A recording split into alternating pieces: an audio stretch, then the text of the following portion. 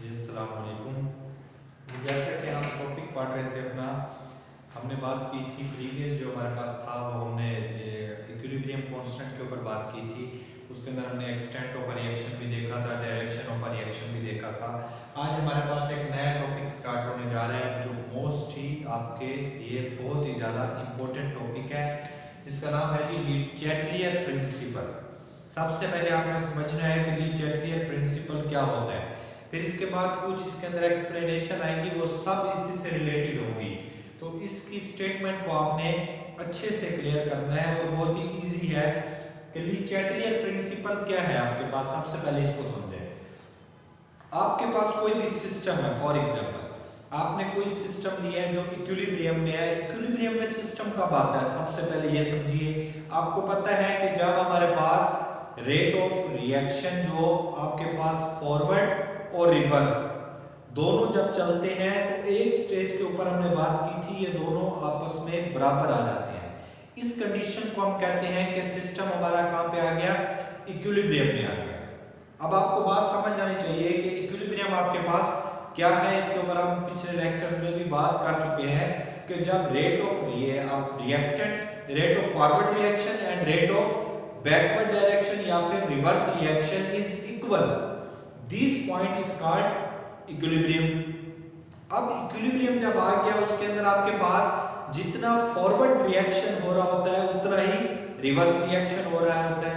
मतलब जितनी प्रोडक्ट बन रही है उतनी प्रोडक्ट से रिएक्टेंट बन रही है, तो आप कहते हैं कि आपके पास इक्विलिब्रियम है। फॉर एग्जांपल आपने किसी चीज को कन्वर्ट करना है, फॉर एग्जांपल आपने 50 ml रिएक्टेंट लिया, उसको आपने कन्वर्ट किया 50%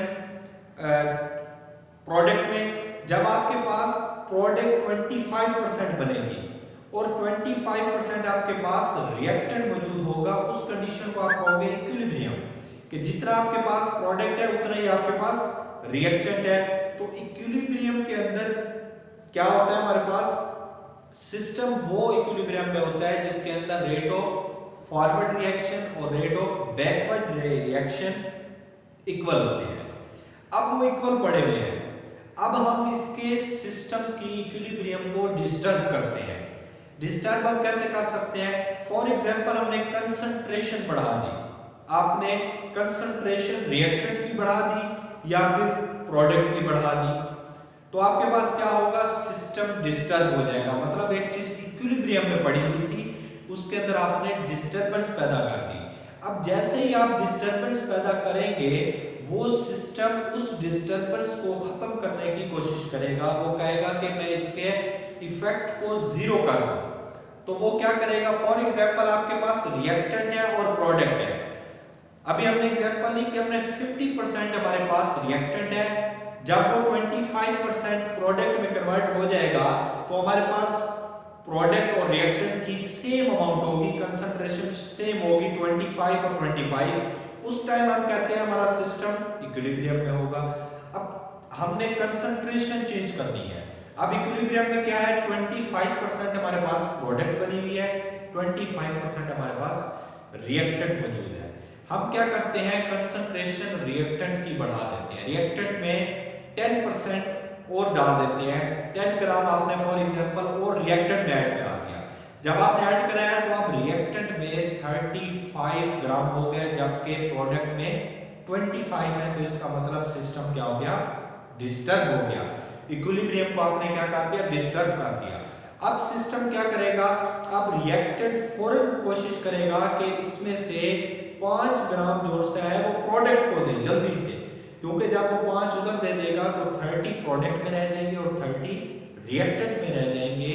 तो इसका मतलब उसने उस इफेक्ट को कैंसल आउट कर दिया जो हमने उसके ऊपर अप्लाई किया था, या इसको जो स्ट्रेस हमने इसके ऊपर अप्लाई किया, कंसंट्रेशन बढ़ा के ये हमने उसके ऊपर स्ट्रेस अप्लाई किया, उसने क्या किया, उस स्ट्रेस को खत्म करके इक्विलिब्रियम को दोबारा अटेन किया और उसने कुछ ग्राम रिएक्टेंट से प्रोडक्ट को दे दिए ताकि दोनों में फिर दोबारा से सेम अमाउंट हो जाए और हमारे पास इक्विलिब्रियम बरकरार रह सके।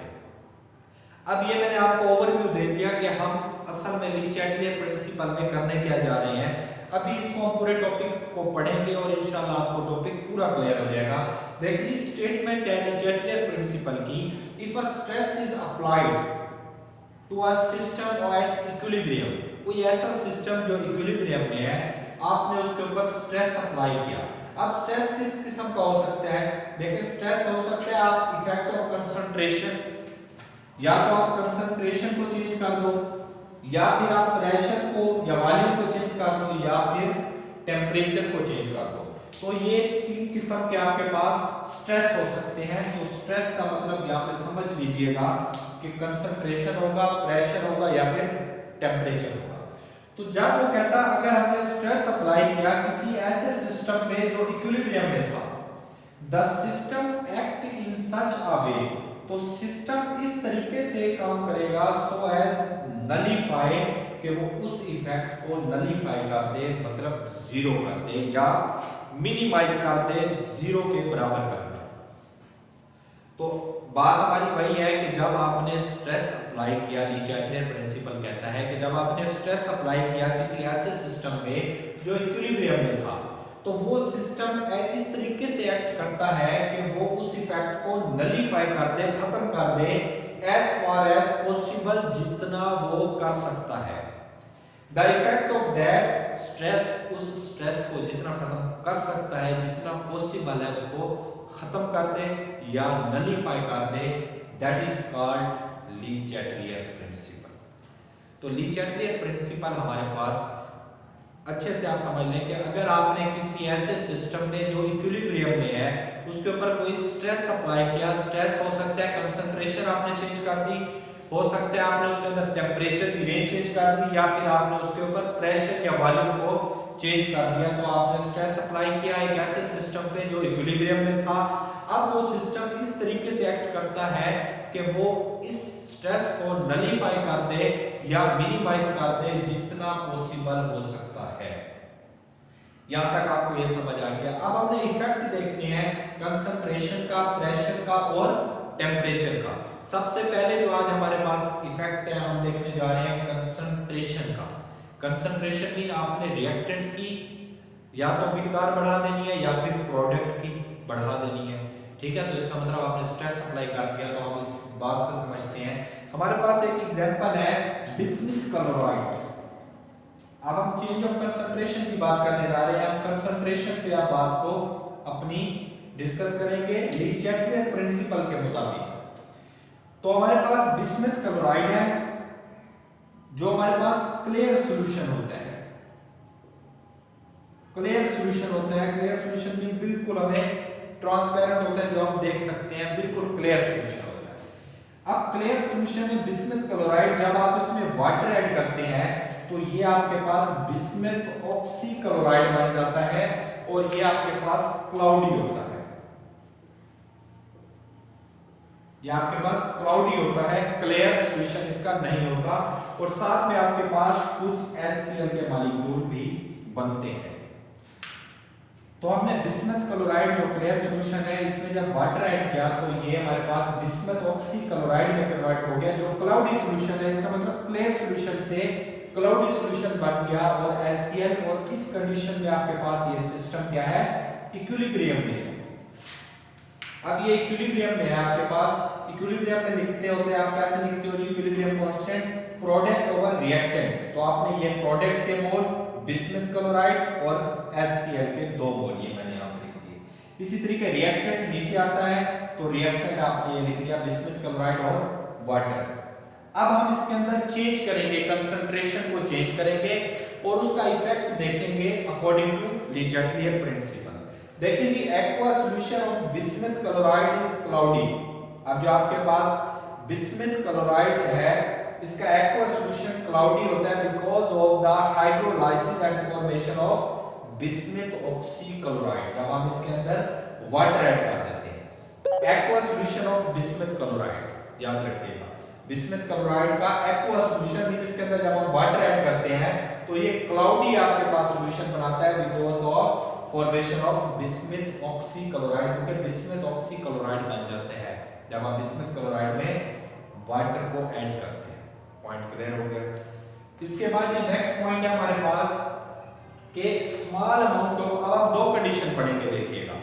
पहली कंडीशन मैं बताने जा रहा हूं आपको कि हमारे पास ये इक्विलिब्रियम में था, अब हम small amount of HCl is added, अब हम इसके अंदर स्मॉल अमाउंट में HCl और ऐड कर रहे हैं। जिस जगह पे HCl मौजूद है ना, इस जगह पे हमने HCl मजीद ऐड करना शुरू किया। जब हम इसके अंदर HCl डालेंगे तो HCl की कंसंट्रेशन यहाँ पे ज्यादा हो जाएगी। ज्यादा होने की वजह से जो इनके दरमियान में इक्विलिब्रियम था वो डिस्टर्ब हो जाएगा। अब आपने HCl यहाँ पे बढ़ाया, इसका मतलब HCl की यहाँ पे अमाउंट ज्यादा हो गई। अब देखेंगे system move in this way, system अब आपका इस तरीके से मूव करेगा, the effect of HCl is minimised, कि जो आपने HCl इसमें ऐड किया है उसके इफेक्ट को वो कम से कम कर दे या फिर नलीफाई कर दे। यही बात ली चैटलियर प्रिंसिपल ने भी यही कहा था। तो अब आपने HCl जब इसके अंदर ऐड करेंगे तो ये क्या करेगा, देखिए यहाँ पे अमाउंट ज्यादा होगी, यहाँ पे अमाउंट कम है, तो ये बराबर करने के लिए क्या करेगा, कुछ अमाउंट इसको दे देगा, तो इनके दरमियान में दोबारा इक्विलिब्रियम आ जाएगा। इसका मतलब जब HCl आपने इसके अंदर ऐड किया तो अब ये कुछ अमाउंट इधर देना चाहेगा, तो रिएक्शन आपका किस साइड पे आएगा जी, बैकवर्ड डायरेक्शन में आएगा। देखें जी HCl आपने इसके अंदर ऐड किया, मजीद ऐड करने से इधर अमाउंट HCl की और बिस्मुथ ऑक्सीक्लोराइड ज्यादा हो गई, जिसकी वजह से अब आपका जो सिस्टम है वो किस तरह मूव कर रहा है, बैकवर्ड, ताकि वो कुछ अमाउंट इधर दे दे रिएक्टेंट को, तो ये आप करेगा बैकवर्ड रिएक्शन, बैकवर्ड डायरेक्शन में। तो जब आपने स्मॉल अमाउंट HCl की बढ़ा दी तो सिस्टम इक्विलिब्रियम में जो था वो डिस्टर्ब हो गया। तीसरा पॉइंट, तो सिस्टम मूव इस तरीके से करेगा कि जो इसके ऊपर इफेक्ट या जो आपने स्ट्रेस अप्लाई किया है HCl ऐड करके उसको मिनिमाइज कर दे, तो इट मूव बैकवर्ड डायरेक्शन, ये बैकवर्ड डायरेक्शन में आना चाहेगा टू रिस्टोर इक्विलिब्रियम अगेन, ताकि ये इक्विलिब्रियम को दोबारा से अचीव कर ले and clear solution will be obtained. और जब ये इस साइड पे आएगा तो आपके पास क्लियर सॉल्यूशन बनेगा मजीद। यहाँ पे बात समझ आ गई। यहाँ पे मैं आपको एक कॉमन एग्जांपल देता हूँ कि इस दो बच्चे हैं जिसको फादर ने फॉर एग्जांपल 50-50 रुपए खर्ची दी, तो देखें 50 इसके पास है 50 इसके पास, दोनों में कोई झगड़ा नहीं है, इक्विलिब्रियम में है। अब क्या हुआ, जब ताया अबू आए घर में तो उन्होंने क्या किया, इस वाले बच्चे को 20 रुपए दे दिए। अब जब 20 इसको दिए तो इसके पास 70 रुपए हो गए, 70 रुपीज हो गए, और इसके पास 50 है, तो अब इक्विलिब्रियम क्या हो गया, डिस्टर्ब हो गया। इसका मतलब जो चाचू या ताया अबू ने पैसे दिए उन्होंने एक स्ट्रेस अप्लाई कर दिया, लड़ाई का एक बहाना दे दिया। अब हुआ क्या जी, इसके पास 70 रुपीज, इसके पास 50 रुपीज होने की वजह से इन दोनों में झगड़ा शुरू हो गया कि भाई मुझे भी चाहिए पैसे। तो इसने क्या किया, झगड़ा खत्म करने के लिए, दोबारा इक्विलिब्रियम हासिल करने के लिए इसने 10 रुपए इसको दे दिए। जब इसने 10 रुपए इसको दिए तो दोनों में दोबारा 60 रुपीस हो गए, और ये रिएक्शन किस तरफ गया, बैकवर्ड गया, कि इसने उसको दिए तो रिएक्शन बैकवर्ड गया। तो आप दोनों के पास फिर से 60 रुपीस हो गया और इक्विलिब्रियम अटेन हो गया। अब पहली कंडीशन ये थी कि हमने HCl की अमाउंट बढ़ाई थी। अब दूसरी कंडीशन क्या है जी, देखिए दूसरी कंडीशन है हमारे पास, if water is added to the solution. अब अगर हम वाटर इसके अंदर ऐड करें मजीद, अगर मैं मजीद इसके अंदर और वाटर ऐड कर दूं, अब मजीद वाटर ऐड करने से क्या होगा, सिस्टम मूव करेगा फॉरवर्ड डायरेक्शन में। क्यों, क्योंकि देखिए वाटर की जब अमाउंट यहाँ पे बढ़ेगी तो इसका मतलब रिएक्टेंट ज्यादा हो गया, प्रोडक्ट कम हो गया, तो इक्विलिब्रियम डिस्टर्ब हो गया। तो इक्विलिब्रियम डिस्टर्ब होने की वजह से ये जो आपके पास वाटर की अमाउंट यहाँ पे बढ़ी, ये इक्विलिब्रियम दोबारा अटेन करने के लिए कुछ अमाउंट कहाँ पे देना शुरू कर देगा, प्रोडक्ट की तरफ देना शुरू कर देगा। इसका मतलब फॉरवर्ड रिएक्शन होना शुरू हो जाएगा। तो यहाँ पे आपके पास फॉरवर्ड रिएक्शन होगा। ये फॉरवर्ड रिएक्शन होगा, ये आपके पास यहाँ पे देख रहे हैं वाटर जब आपने ऐड किया सॉल्यूशन में, that system move on forward direction and solution will again cloudy. और जब फॉरवर्ड डायरेक्शन में जाएगा तो कौन सा सॉल्यूशन आपके पास दोबारा बनेगा, क्लाउडी सॉल्यूशन बनना शुरू हो जाएगा। तो शिफ्टिंग ऑफ, अब इन दोनों का आपके पास नतीजा क्या निकला, shifting of forward and reverse direction by disturbing the concentration is just according to Le Chatelier principle. तो ली चैटलियर प्रिंसिपल के मुताबिक आपने फॉरवर्ड डायरेक्शन भी करवा लिया और रिवर्स रिएक्शन भी करवा लिया। तो अगर आपने रिवर्स करवाना हो या बैकवर्ड कराना हो तो प्रोडक्ट की अमाउंट को कंसंट्रेशन बढ़ा दो तो आपका रिएक्शन बैकवर्ड जाना शुरू हो जाएगा।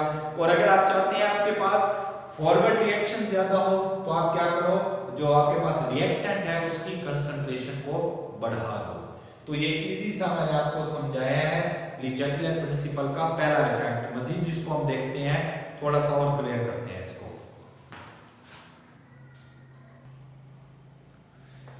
जी बच्चे, अब इसको मजीद क्लियर करने के लिए एक आसान लफ्जों में आपको जो बताया गया है, the addition of substance among the reactant. अगर आपने एडिशन कर दी रिएक्टेंट में, कोई भी सब्सटेंस आपने ऐड कर दिया रिएक्टेंट में, और क्या या आपने रिमूवल कर दिया सब्सटेंस अमंग द प्रोडक्ट में से, या आपने एडिशन करवा दी रिएक्टेंट में, रिएक्शन में मतलब क्या अमाउंट आपने बढ़ा दी, या फिर आपने क्या किया प्रोडक्ट से कुछ अमाउंट निकाल ली।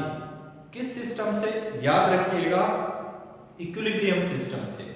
आपके पास एक इक्विलिब्रियम सिस्टम है, या तो आपने रिएक्टेंट की तरफ से अमाउंट बढ़ा दी, मजीद ऐड कर दिया सब्सटेंस, या आपने सब्सटेंस प्रोडक्ट की तरफ से रिमूव कर दिए, तो आपके पास रिएक्शन किसकी तरफ जाएगा? फॉरवर्ड रिएक्शन होगा। तो अगर आपसे पूछा जाए कि कंसंट्रेशन के हवाले से कि फॉरवर्ड रिएक्शन या फॉरवर्ड डायरेक्शन में रिएक्शन किस तरीके मूव करेगा, तो आपके पास दो शर्तें हैं, या आप प्रोडक्ट से कोई चीज रिमूव कर दो, क्योंकि जब आप प्रोडक्ट से रिमूव करोगे तो प्रोडक्ट की अमाउंट कम हो जाएगी, रिएक्टेंट की ज्यादा हो जाएगी, इक्विलिब्रियम डिस्टर्ब हो जाएगा। तो डिस्टर्ब होने की वजह से रिएक्टेंट क्या करेगा? प्रोडक्ट को देना शुरू कर देगा कुछ अमाउंट। तो जब वो कुछ अमाउंट प्रोडक्ट को देना शुरू होगा तो कौन सा रिएक्शन होगा? रिएक्टेंट से प्रोडक्ट की तरफ कौन सा रिएक्शन होता है? फॉरवर्ड रिएक्शन होता है। तो पहला तो केस ये है, आपने रिएक्टेंट की अमाउंट बढ़ा दी। दूसरा क्या है, या आपने प्रोडक्ट की निकाल दी या रिएक्टेंट की बढ़ा दें। रिएक्टेंट में जैसे ही आपने मजीद ऐड करना है तो आप रिएक्टेंट क्या करेगा? प्रोडक्ट को देना शुरू कर देगा ताकि दोबारा से इक्विलिब्रियम अटेन हो जाए। ये पीछे भी आपको बता चुका हूं। तो इजी लफ्जों में ये है, या तो आपने रिएक्टेंट में कोई सब्सटेंस ऐड करवा दिया या प्रोडक्ट से कोई सब्सटेंस निकाल लिया, तो आपके पास रिएक्शन कौन सा होगा? फॉरवर्ड रिएक्शन होगा। तो दूसरा केस क्या है? Addition of substance among the product, या आपने प्रोडक्ट में कुछ ऐड कर दिया।